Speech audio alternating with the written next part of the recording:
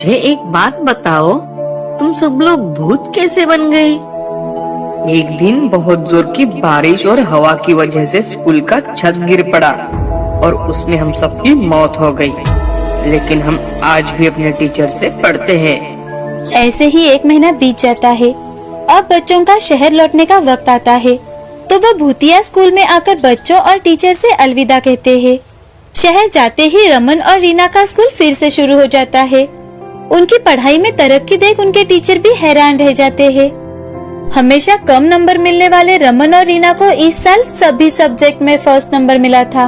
तो ये देख प्रिंसिपल राकेश और मीना को स्कूल में बुलाते हैं और उनसे, राकेश जी, आज मैं बच्चों की कंप्लेंट नहीं करूंगा, बल्कि मैं आपका धन्यवाद करना चाहता हूँ। जी सर, धन्यवाद? मैं कुछ समझा नहीं। अरे राकेश जी, एक महीने में आपके बच्चों ने इतनी तरक्की कर ली है कि हमें विश्वास नहीं हो रहा। जो मैथ्स का प्रॉब्लम हमारे टीचर सॉल्व नहीं कर पा रहे थे, वो आपके बच्चों ने सॉल्व कर दिया है। राकेश और मीना दोनों सोच में पड़ जाते हैं और बाहर आकर, राकेश, हमने तो अपने बच्चों की तरफ कभी ध्यान ही नहीं दिया। हमें तो वो कौन सी क्लास में पढ़ते हैं ये तक याद नहीं रहता। और ये सर, चलो कोई बात नहीं, कम से कम बच्चे पढ़ाई तो कर रहे हैं, अच्छी बात है। अब घर आते वक्त राकेश और मीना बच्चों के लिए आइसक्रीम और चॉकलेट्स लेकर आते हैं और बच्चों से प्यार से बातें करने लगते हैं कि तभी मीना, रमन, रीना, गांव में दादा दादी ने क्या जादू किया है तुम पर?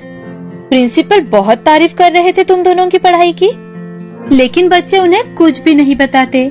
मीना उससे बार बार पूछती है, लेकिन वो कुछ भी नहीं कहते। अब रात के समय रीना और रमन दोनों बातें कर रहे थे। कितने अच्छे दोस्त और टीचर थे वहाँ पर। उन्होंने हमें इतना इजी तरह से सिखाया कि हम पढ़ाई में अव्वल आने लगे। हाँ ना रीना, मम्मी पापा को हमारे लिए वक्त ही कहाँ होता है। अब कुछ दिन यूं ही बीत जाते हैं। एक दिन मीना घर पर ही थी और तभी रमन और रीना बातें कर रहे थे। वो बातें ऐसी वैसी नहीं कर रहे थे, तो वो अपने भूतिया स्कूल की यादें याद कर रहे थे। तो वो सारी बातें मीना सुन लेती है। भूतिया स्कूल का नाम सुनते ही वो बहुत ज्यादा डर जाती है। उसके तो हाथ पांव कांपने लगते हैं। अब वो बड़ी हिम्मत के साथ राकेश और रीना के सामने जाकर उनसे, क्या तुम लोग कौन से भूतिया स्कूल के बारे में बात कर रहे हो? रीना, रमन, बताओ मुझे।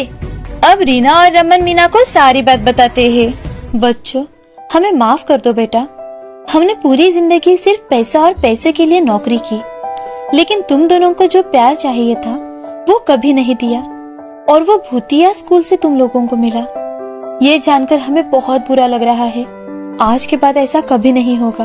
मैं हर रोज ऑफिस से जल्दी आया करूंगी और इतना ही नहीं, तुम लोगों को पढ़ाऊंगी भी। अब फिर से छुट्टी आती है और राकेश अपने पूरे परिवार को लेकर गांव चला जाता है।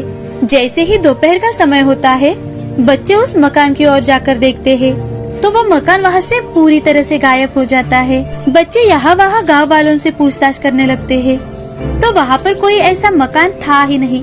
ये बात उन्हें पता चलती है। ये बात सुन दोनों बच्चे उस भूतिया टीचर और अपने भूतिया दोस्तों को धन्यवाद देते हैं। अब राकेश अपने माँ पिताजी को भी अपने साथ शहर लेकर जाता है और सभी हंसी खुशी रहने लगते हैं।